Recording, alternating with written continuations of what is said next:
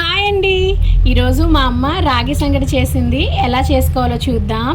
ముందుగా ఒక గిన్నెలో ఒక గ్లాస్ నూకలు పోసుకొని శుభ్రంగా కడుక్కోవాలి. ఒక గ్లాస్ నూకలకి 6 గ్లాసుల దాకా నీళ్లు పడతాయి. పొయ్యి మీద ఎసరు పోసుకొని కాగాక నూకలు కూడా వేసుకోవచ్చు, లేకపోతే డైరెక్ట్గా ఇలా నీళ్లు పోసుకొని కూడా పొయ్యి మీద పెట్టుకోవచ్చు. ఎసరు కాగిందనుకోండి త్వరగా ప్రిపేర్ అవుతుంది. ఇప్పుడు మూత కూడా పెట్టుకొని కొంచెం బాయిల్ చేసుకుందాం. చూడండి, ఈ విధంగా బాయిల్ అయింది కదా. కొంతమంది బియ్యంతో కూడా చేస్తారు, అలా కాకుండా నూకలతో ట్రై చేయండి, చాలా బాగుంటుంది.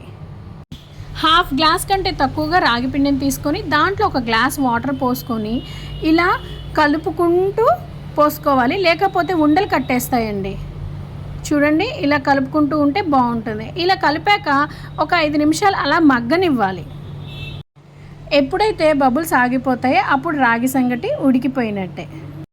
సమ్మర్లో మనం జనరల్గా రాగి జావ ఎక్కువ చేసుకొని తాగుతాం కదా, అలా కాకుండా అప్పుడప్పుడు కూడా ఇలా రాగి సంగటి కూడా చేసుకోవచ్చు. నూకలన్నం కూడా చేసుకోవచ్చండి, ఈ సమ్మర్కి చాలా మంచిది కూడాను. ఇదిగోండి, రాగి సంగటి రెడీ అయిపోయినట్టే. తడి చేత్తో ఆ రాగి సంగటి మీద అద్దితే అది అంటకుండా ఉన్నప్పుడు బాగా ఉడికిపోయినట్టండి. ఇది మా అమ్మ చెప్పిన టిప్. ఇప్పుడు నెయ్యి కూడా వేసుకుందాము, సర్వ్ చేసేసుకుందాము. దీని కాంబినేషన్ మిరపకాయలు నలిపిన పచ్చడి అండి. ఎందుకంటే ఇది రాగి సంగటి చప్పగా ఉంటుంది కాబట్టి మిరపకాయలు నలిపిన పచ్చడి కారంగా ఉంటుంది. So perfect combination. చూడండి, మా అమ్మ బాగా దండిగా నెయ్యి వేసేస్తుంది. ఇది పచ్చడి. ఈ పచ్చడి కూడా ఇంకొక వీడియోలో అప్లోడ్ చేస్తాను ఎలా చేసుకోవాలని. మరిన్ని వీడియోస్ కోసం నా ఛానల్ని సబ్స్క్రైబ్ చేసుకోండి.